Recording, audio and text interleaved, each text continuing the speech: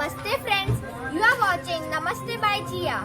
In today's video, we are going to do Padmasana and Badha Padmasana. So let's get started. So our first asana is Padmasana. For doing Padmasana, first sit in a comfortable position.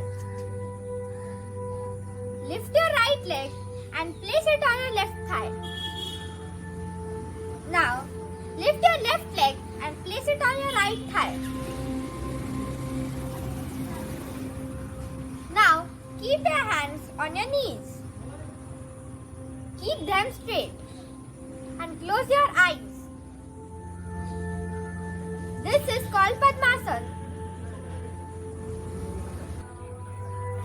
This was Padmasana. Our next asana is Badha Padmasana. For doing Badha Padmasana, first sit in Padmasana position.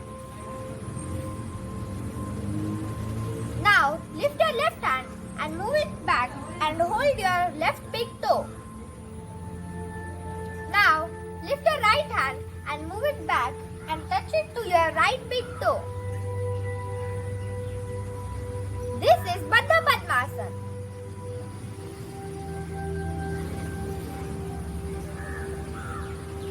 Slowly come back to your original position.